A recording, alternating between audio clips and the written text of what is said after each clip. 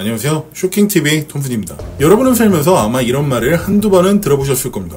사업을 할 때 동업은 하지 마라. 친구랑은 동업하지 마라. 동업을 하려면 그 사람에 대해 잘 알아봐라. 이런 말들을. 그만큼 동업은 리스크가 크다는 말이니까 이런 말들을 하는 듯합니다. 그래서 오늘 볼 사건은 그 동업자를 잘못 골라서 일어난 꽤 충격적인 사건입니다. 그러고 보니 오늘 사건에서도 한국인이 등장하겠네요.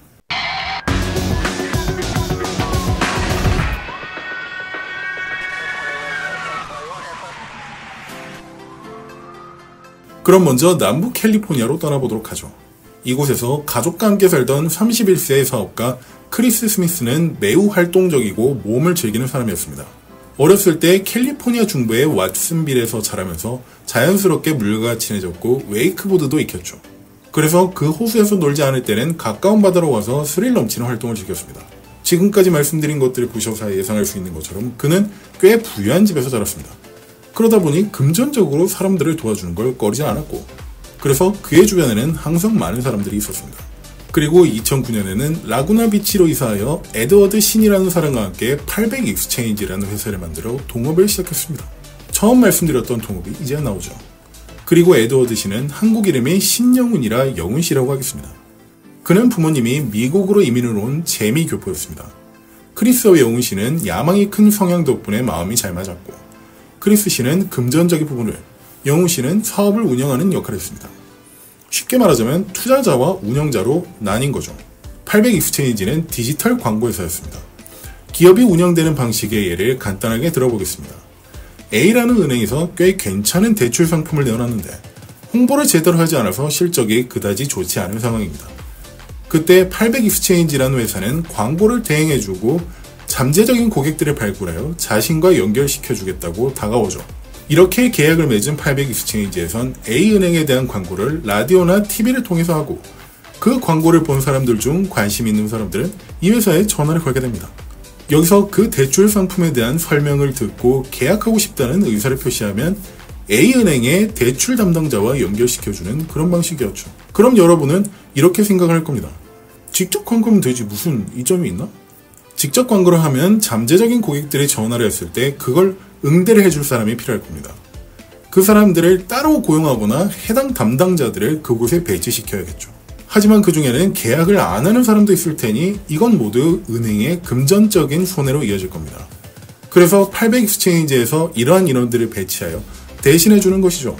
A은행과 같은 기업들의 입장에서는 꽤 좋게 느낄 만한 서비스였습니다. 그래서 창업한 지 얼마 지나지 않았을 때 미국 내 유명 대기업들도 800 익스체인지의 고객이 되었고 갈수록 규모는 커져갔습니다. 그리고 이곳에 큰 돈을 투자한 공동 창업자인 크리스는 더 많은 돈을 벌어들였고 친구와 가족을 데리고 세계 여행을 다니기 시작했습니다. 이렇게 영훈 씨와 크리스는 영혼의 파트너처럼 보였습니다만 앞서 말씀드린 것처럼 크리스는 꽤 자유로운 영혼이라 이 사업을 함께 꾸려가기 힘들었습니다. 출근하여 일을 하는 대신 바다로 서핑보드를 들고 와서 놀길 원했죠. 이 과정에서 둘은 충돌이 생겨왔고 그 균열은 시간이 흐를수록 더욱 커져가는 것처럼 보였습니다. 그리고 2010년에 크리스는 자신이 가장 좋아하는 계절인 여름이 다가오면서 하루빨리 이 감옥 같은 곳에서 나가야겠다고 마음을 먹었습니다.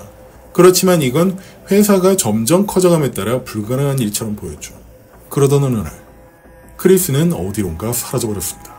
사실 그는 형인 폴과 그의 가족이 6월 달에 그의 집에 놀러왔을 때 공항으로 마중을 나가기로 약속한 상태였습니다. 하지만 나타나지 않아서 가족은 직접 집으로 찾아갔지만 거기도 크리스는 없었죠. 가족에게 쪽지도 남기지 않고 그냥 증발한 것처럼 사라져버렸습니다. 그래서 동업자인 영훈 씨에게 연락했을 때 그는 이렇게 말했습니다. 걔는 이미 자기 지분을 현금화했어요. 제가 100만 달러를 주고 걔 지분을 샀거든요. 그 뒤로는 어디로 간 건지 몰라요. 이 말을 듣게 된 가족들은 이해하기 힘들었지만 며칠 후 크리스에게서 온 이메일을 받고 한시름 놓을 수 있었습니다. 저 휴가를 가려고 해요. 아마 갈로파고스 제도와 코스타리카 쪽으로 한 3주 정도 갈 것 같아요. 금요일까지 확실하게 알려드릴게요. 사랑해요. 가족은 알겠고 도착하면 사진이나 몇 장 보내달라고 답장을 했습니다. 그런데 여기서 얼마 지나지 않아 꽤 충격적인 사실이 밝혀졌습니다. 약혼식을 앞두고 있던 여자친구를 문자 한 개만 띡 보내서 차버렸다는 것이었죠. 그리고 이 시점에 형인 폴에게 이런 이메일도 보냈습니다. 형, 나 새로운 여친 사귀었어. 이 사진에서 보인 여잔데 이름은 티파니 테일러고 전에 플레이보이에서 이 모델을 했을 때 죽이지? 폴은 이걸 보고 조금 이상한 생각이 들었습니다. 평소에 좋아하는 여자 타입이 아니었으니까요. 그렇지만 일 때문에 힘들었기 때문에 그럴 수도 있다며 대수롭지 않게 생각하며 넘어갔고, 그 뒤로도 몇 달 동안 많은 이메일을 받았습니다. 아르헨티나까지 여행을 가서 즐거운 시간을 보내고 있는 것처럼 보였죠. 그런데 이 몇 달 동안 가족들은 모두 똑같은 생각을 하고 있었습니다. 왜 대체 전화를 받지도 걸지도 않냐는 것이었죠. 그래서 폴은 크리스에게 이런 질문을 했고, 그는 이렇게 말했습니다. 형, 나 너무 힘들었어. 누구와도 전화를 하고 싶지 않아. 당분간은 이해해줘. 사랑해. 이렇게 3주 만에 끝날 것 같았던 여행은 2달이 지나가는데도 끝날 기미가 보이지 않았고, 이때부터 가족은 이게 보통 이상한 일이 아니라는 걸 느꼈습니다. 그중 가장 먼저 이라는 생각을 한 사람은 전직 경찰인 아버지였습니다. 혹시 형사의 직감이 발동했던 것이었을까요? 그래서 그는 크리스에게 직접 이메일을 보냈습니다. 네가 누구인지는 잘 모르겠지만 이 질문에 답할 수 없다면 넌 절대로 크리스가 아니야. 1992년 네가 어렸을 때 우리 집에서 갖고 있던 보트 이름이 뭐였지? 그리고 우리가 자주 놀러 갔던 호수는 어디지? 이것들은 크리스가 아니면 절대로 알 수 없는 답이었습니다. 그럼 이때 상대방의 반응은 어땠을까요? 제대로 대답했습니다. 모두 정답으로 말이죠. 그래서 아버지는 그게 크리스라고 확신하고는 한시름 놓았고, 시간은 계속 지나갔습니다. 이제 여름이 가을로 바뀌었고 크리스는 아직도 여행을 하고 있었습니다. 한편 모든 지분을 인수한 영훈 씨의 800 익스체인지는 여전히 고성장을 기록하고 있었습니다. 그리고 사실 폴은 이 회사에서 일을 시작했었고 당시까지도 하고 있는 중이었습니다. 크리스가 영훈 씨를 좀 도우라며 초반에 영입했던 것이었죠. 어쨌든 10월이 되었을 때 영훈 씨는 이제 공식적인 CEO가 된 걸 기념하기 위해 전 직원과 함께 비행기를 타고 라스베가스로 날아갔습니다. 대부분의 직원에겐 휴가였지만 영훈 씨를 포함한 몇몇 간부들에겐 대형 고객사와의 미팅을 위해 간 것이었죠. 이렇게 도착한 당일날 모두가 파티를 하고 있을 때 폴은 한 모델 여성을 보고 눈이 커졌습니다. 너무 예뻐서였을까요? 그녀는 바로 동생과 함께 여행을 하고 있다던 크리스의 새로운 여친 티파니 테일러였기 때문이었습니다. 폴은 크리스가 어떻게 지내고 있고 어떤 여행을 즐긴 건지 물어보기 위해 곧바로 그녀 앞에 다가갔습니다. 폴이 흥분한 채 자기소개를 하고 크리스에 대해 이것저것 묻기 시작하자 그녀의 반응은 이랬습니다. 그리고 얼마 뒤 하는 말은 이랬습니다. 그때 크리스와 몇 번 만난 적은 있지만 갈라파고스 여행을 가져갔을 때 싫다고 했고 그 뒤로 만난 적은 없어요. 너무도 이상하게 생각한 폴은 몇 번을 다시 물었지만 그녀의 대답은 똑같았습니다. 여행을 간 적도 사귄 적도 없었다고 말이죠. 그럼 둘 중 한 명은 거짓말을 하고 있는 셈이 될 텐데 이메일을 보내오는 크리스가 정말 크리스인지 의심해보기 시작했습니다. 그리고 얼마 뒤 크리스로부터 이런 이메일이 왔습니다. 형, 나 그 회사에 다니는 1년 반 동안 정말 악몽 같았어. 혼란스러워서 자살을 할까도 싶었어. 하지만 이제 거의 다 정리됐고 코스타리카에서 새로운 사업을 시작해보려고 해. 사업 자금이 필요해서 전에 르완다에 투자했던 돈을 찾으러 왔어. 한동안 연락이 안 될 것 같아. 참고로 나 이것도 이메일을 보내려고 어떤 사람한테 $100나 주고 쓰는 거야. 아니야. 이걸 본 가족은 그를 크게 걱정했습니다. 안 그래도 목소리조차 들을 수 없었던 크리스가 인터넷도 쓰기 어려운 르완다를 갔으니까 말이죠. 어머니는 이때부터 시간이 날 때마다 르완다, 코스타리카의 뉴스들을 찾아보기 시작했습니다. 아들이 갑자기 뉴스에 나올 리는 없었겠지만 어떻게든 몸부림을 친 것이었죠. 그렇게 몇 개월이 더 흘러서 2011년 3월이 되었고 결국 가족은 크리스를 실종 신고하기로 결정했습니다. 크리스의 아버지는 국무부에 연락하여 크리스가 여태까지 보내왔던 이메일을 전달했고 크리스의 여권이 마지막으로 사용된 곳을 알고 싶다고 했습니다. 그리고 몇 주 후 국무부에서 다시 연락이 왔고 아무도 예상하지 못한 답을 받았습니다. 전산상 문제인가 해서 몇 번을 다시 확인해봤지만 크리스의 여권은 몇 년 동안 한 번도 사용된 적이 없습니다. 한마디로 미국을 떠난 적이 없다는 말이었죠. 믿을 수가 없었던 가족은 바로 영훈 씨에게 연락하여 이런 얘기를 전하자 그는 크리스가 한때 가짜 여권을 사기 위해 브로커와 연락하는 걸 들었다고 했습니다. 그리고 크리스가 왜 그걸 원하는지는 알 수 없었지만 그게 여권이 사용되지 않은 이유일 것이라고 말했죠. 가족은 이러한 영훈 씨의 말을 듣고 라구나비치 경찰국 형사들과 만났을 때 전달하였습니다. 형사들은 이 말을 듣고 영훈 씨가 더 알고 있는 게 있을 거라 생각하고 그와 함께 자리했습니다. I'm hoping you can give me the details as to how this all started. We made a lot of money. Made a lot of money out of curiosity. Well, like the first 5 months we were in business, we made like $1 million. in revenue. In the third year, we did like 5 days. He was always talking about like, you know, making a bunch of money, taking off with it. So he wanted to go to like Costa Rica permanently. I'll buy you out of your partnership. You know, we'll talk whatever, $1 million, and you go do whatever you want to do. We'll travel the world. He's really big into, you know, the economic collapse of the United States and the need to be out of here. And he's really into conspiracy theories where only a few people control everything. Yeah, and we're all just puppets kind of deal. 이후엔 서로에 서명했고 크리스가 만취해서 사무실 곳곳에 소변과 구토를 했다고 말했습니다. 이후엔 그렇게 떠났고 다시 보지 못했다고 하였죠. Like smells like piss and vomit. I said, what were you doing? He's like, well, I was writing scripts all night. I was like, do you know you trashed the office? And he's like, what do you mean? So he had completely blacked out.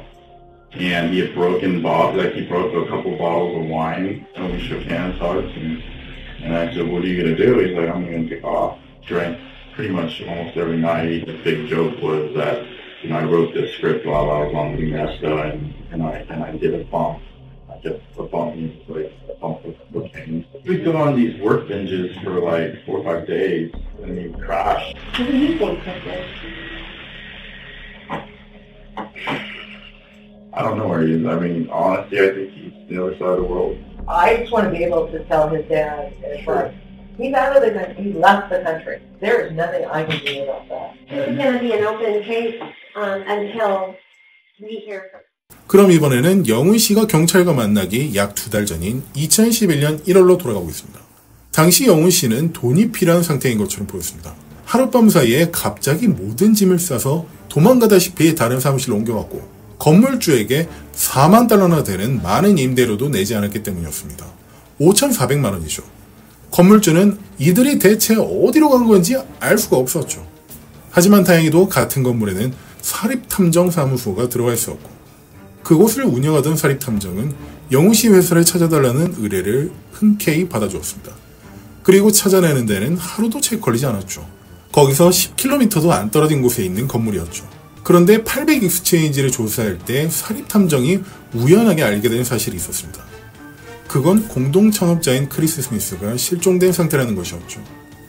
그래서 그는 크리스 사건을 조사해보기 시작했고 결국 더 많은 단서를 얻기 위해 크리스의 가족에게 연락했습니다. 가족은 크리스가 여지껏 보내왔다던 이메일을 그에게 전달해 주었죠. 이걸 본 사립탐정은 가족의 말처럼 정말 크리스가 아닌 다른 사람이 가짜로 보낸 게 맞다는 생각을 했고 혹시나 하는 마음에 건물주에게 연락했습니다. 그리고는 원래 800 익스체인지가 쓰던 사무실을 좀 볼 수 있겠냐고 물었죠. 크리스가 마지막으로 목격된 사무실이 바로 그 사무실이라면 그곳에서 어떤 단서를 얻을 수도 있다는 생각에서였습니다. 얼마 뒤 그곳에 도착한 사립탐정은 사무실 불을 켜기 위해 조명 스위치를 찾고 있더니 스위치와 문 사이에 작은 얼룩이 있다는 걸 우연히 발견하였죠. 그건 분명 핏자국처럼 보였습니다. 사립탐정은 곧바로 경찰에게 전화하여 이와 같은 사실을 알렸고 얼마 뒤 도착한 경찰은 루미놀을 사무실 안에 뿌리고 불을 껐습니다. 그러자 루미놀 반응으로 인해 사무실 안은 확 밝아져 버렸죠. 바로 이곳은 끔찍한 살해 현장이었던 것입니다. 경찰이 곧바로 샘플을 채취하여 DNA 검사를 하자 크리스의 것으로 밝혀졌습니다. 이것을 바탕으로 경찰은 영훈 씨를 상대로 크리스의 행방에 대해 다시 물었습니다.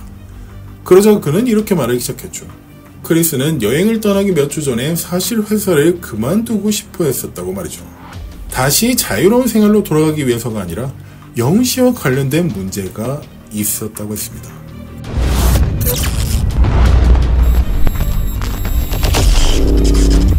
(800) 익스체인지 회사를 설립하기 훨씬 전에 그는 조셉 그레이라는 남자를 교회에서 처음 만났습니다. 조셉이라는 남자는 당시 학교를 막 졸업한 영훈 씨의 야망 있는 모습을 보고 자신의 회사에 채용하였죠. 그리고 당시 고객사 중 꽤 큰 회사인 LG전자를 그에게 맡겼습니다. 참고로 조셉이 운영하던 그 회사는 800 익스체인지와 매우 유사한 방식의 사업체였습니다. 그렇게 꽤 큰 사업체를 만나서 운영하던 영훈 씨는 일을 시작한 지 얼마 지나지 않았을 때 이런 짓을 했습니다. LG전자에서 회사로 입금하는 계좌를 자신의 계좌로 변경한 것이었죠. 그래서 영훈 씨는 그 계좌로 LG전자에게 약 $200만 챙겼습니다. 200만 달러면 27억인데 이제 갓 사회생활을 시작한 영우 씨에게는 어마어마하게 큰 돈이었습니다. 이렇게 큰 돈이 사라진 걸 알게 된 조셉은 곧바로 계좌를 추적하였고 영우 씨의 것이라는 걸 알아냈을 때 소송을 걸었습니다. 200만 달러 중 130만 달러는 바로 받아냈지만 나머지 70만 달러는 이미 써버린 상태였기 때문이었죠. 그래서 법원은 영우 씨에게 그 70만 달러를 갚거나 아니면 감옥에 가라고 판결하였습니다. 그리고 800 익스체인지를 운영하면서 생긴 빚도 있었습니다. 도박 빚이 자그마치 18만 5천 달러, 즉 2억 5천만 원이 있었고 그 외에도 고객사의 돈을 횡령한 사실이 있었습니다. 이 사실들을 알게 된 크리스는 더 이상 투자를 할 수 없다며 회사를 떠나려 하였고 결국 회사 지분을 크리스에게 파는 것으로 합의했던 것이죠. 그래서 그날 사무실에 가서 서류에 서명을 했습니다. 하지만 당시 그 사무실에는 영우 씨와 크리스를 제외하고는 아무도 없었다는 게 문제였습니다. 경찰은 그래서 한 가지를 물었습니다. There's blood in Chris's office. Okay? We know that. And we know it's Chris's blood. 영우 씨는 결국 크리스를 죽였다고 인정했지만 돈과는 무관하고 단지 사고로 일어난 일이라고만 했습니다. The Orange County Sheriff's Department is pleased to announce the arrest of Edward Young-hoon Shin, 33 years old, of Irvine, for the murder of his business partner, Christopher Ryan Smith. Christopher Smith's whereabouts are last tracked to June 2010, after which Smith is not seen alive by family and friends again. However, communication continued via email with a person who, at least initially, was believed to be Smith. 영우 씨는 만취한 크리스가 술주정을 했는데 그 과정에서 몸싸움이 일어났고 책상 모서리에 머리를 부딪혀 피를 흘리기 시작했다고 말했습니다. 너무 당황한 그는 어떻게든 크리스를 처리하고 숨겨야겠다는 일념하에 러시아인인 직원에게 전화를 걸었다고 했습니다. 그리고 그 사람이 크리스의 시신을 가져간 게 끝이라고 했죠. 영우 씨는 계속 이 주장을 고집했습니다. 한편 이런 영우 씨의 주장을 바탕으로 그게 사실인지 확인하고 있던 다른 경찰은 꽤 달라 보이는 사실을 알아냈습니다. 먼저 크리스가 팔기로 한 모든 지분의 가격이 100만 달러가 아니라 고작 3만 달러와 15,000달러의 가치를 지닌 금화 10개였던 것이죠. 하나로 보자면 13억 5천만 원이 아니라 6,100만 원밖에 안 되었던 것입니다. 이건 크리스의 변호사가 공증한 내용으로 빼도 박도 못할 사실이었죠. 사무실에서 그런 일이 있었던 다음 날은 트럭을 빌려 멕시코 국경 근처에 있는 샌디에고 동쪽 지역까지 약 270km를 운전해 갔던 것으로 밝혀졌습니다. 렌트카 회사와 그의 휴대폰 GPS 기록으로 확인되었죠. 경찰은 이것을 보고 러시아인이 아닌 영우 씨가 직접 그의 시신을 처리하려 했던 것으로 예상하였죠. 이 사실을 알게 된 경찰은 곧 그에게 이와 관련된 질문을 던졌고 그러자 크리스를 실수로 죽인 게 너무도 미안하고 혼란스러웠기 때문에 무작정 사막으로 달려갔다고 했습니다. 이걸 보면 그가 멕시코로 무작정 도망치려 하다가 실패한 건 아닐까 하는 생각이 드는군요. And what about the emails to the family and all that? Was that you sending the emails? 영우 씨는 이 시점부터 자신이 크리스인 척을 하면서 가족에게 이메일을 보내기 시작했다고 말했습니다. 어쨌든 경찰은 영우 씨가 부탁했던 그 러시안 직원이 누구인지 궁금해했습니다. 하지만 그 사람을 보호하고 싶다는 변명을 하며 이름을 밝히길 거부하였죠. 이 모습을 본 경찰은 영우 씨가 직접 그의 시신을 처리한 게 맞다고 생각할 수밖에 없었습니다. I want to find Chris's body. His family wants to find his body. We need that information. I wouldn't know. There's no way. I wouldn't know that. 그렇게 크리스가 죽은 지 일주일이 지났을 때 영우 씨는 사무실을 싹 청소하기 위해 청소업체를 고용했다고 말했습니다. 모든 직원은 하루 동안 집에서 쉬도록 하고 말이죠. And he had broken bottles, like he broke a couple bottles of wine. 지금 영우 씨가 한 말은 그날 술에 취한 크리스가 깨진 병을 들고 왔다고 한 겁니다. 그래서 몸싸움이 일어났고 어쩌다 보니 하다가 머리를 다쳐 죽었다고 말이죠. 하지만 이런 모든 건 다 헛소리로밖에 보이지 않았습니다. 이미 크리스는 책상에 머리를 찧었다고 했는데 천장까지 피가 튈 일은 없을 테니까 말이죠. 그 부분에서부터 그냥 영우 씨가 하는 말은 모두 개소리라고 보고 있었습니다. 그리고 그가 크리스를 죽인 건 지분을 매입한 비용을 지불하지 않기 위해서라고 생각하였죠. 이미 빚이 많은 상태였으니까요. 그래서 그를 죽인 뒤 사막으로 데려가 버렸고 그의 행세를 하며 이메일을 보낸 것이죠. 이후 영우 씨는 회사의 모든 자산을 마음대로 주무를 수 있었기 때문에 모든 빚을 갚아낼 수도 있었겠죠. A bizarre and extremely cruel murder and cover-up. Police say a California man killed his business partner to avoid paying him $1 million debt, then covered his tracks by taking over the victim's email account, sending messages to his family, creating a virtual life online. Police say it was this man, his former business partner, Edward Shin, who had hijacked Smith's email account and sent all those emails to his family. He did admit to disposing of some personal belongings, such as his car. Police say Shin confessed he killed 32-year-old Christopher Smith. In fact, they say Smith never went on those lavish trips. He was dead that whole time. They have yet to find his body. Police say the motive was money. Smith wanted to leave their company. Mr. Shin had to pay him $1 million. Instead of paying him $1 million, killed him. Police say Christopher's blood was found inside their Southern California office, which appeared to have been cleaned and recently painted. 경찰은 크리스의 시신을 찾기 위해 사막 한가운데에 있는 영훈 씨의 휴대폰 GPS 기록이 찍힌 곳으로 갔습니다. 이 상황에서 만약 크리스가 정말로 책상에 머리를 찧어서 죽은 게 맞다면 영훈 씨는 이들을 정말로 도와했을 겁니다. 왜냐하면 부검을 했을 때 두개골 골절이 나타날 테고 그렇게 되면 살인이 아닌 과실치사로 혐의가 훨씬 줄어들 수 있을 테니까요. 하지만 그는 팔짱을 끼고 그들을 지켜볼 뿐이었습니다. 결국 영훈 씨는 2018년에 1급 살인 혐의로 재판을 받게 되었습니다. 이건 해당 혐의로 체포 및 기소까지 된 지 7년 만의 일이었죠. I think that's when he grabbed me. How did he grab you? He made a move towards my throat. Did he place his hands on you? Yes. I'm just trying to avoid him, not really fight him initially, but then he lunged at me again, and I think he either, he hit me or something, but it just, at that point, I felt I had to fight back. I just sidestepped and I grabbed him, and I remember just turning around and swinging him into his office as hard as I could. And were you able to throw him into his office? Yes. And what happened to when he went into his office? I think he took a couple steps, and that's when he fell and he hit the desk really hard. What did you do next? I remember freaking out. I remember, saying, "Oh my God," I said that a bunch of times, standing there. Mr. Shin, looking back at this situation, do you regret the things that you did after the fight? Everything. Why?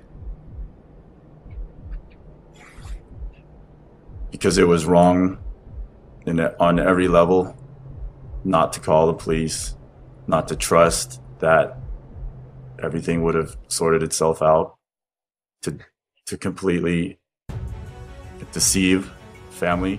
재판이 끝난 뒤 배심원은 고작 1시간도 채 지나지 않아 유죄로 결정하였습니다. 결국 판사는 가석방이 없는 종신형을 선고하였죠. 영훈 씨는 이 재판 과정 내내 큰 러시아 남자가 와서 시신을 가져갔고 그게 어디인지는 절대로 모른다는 주장을 고집하였죠. 아마 자신이 썼던 시나리오 중 가장 멋진 게 아니었을까 싶네요. 자, 이렇게 신영훈의 크리스 스미스 살인사건이 끝이 났습니다. 시옷 발음이 왜 이렇게 많이 들어가나 모르겠네요.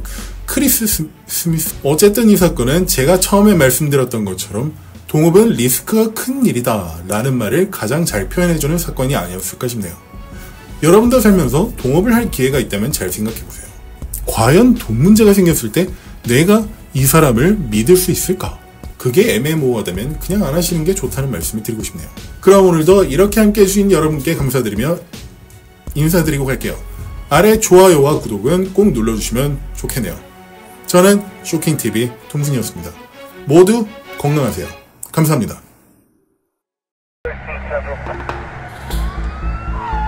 Beautiful.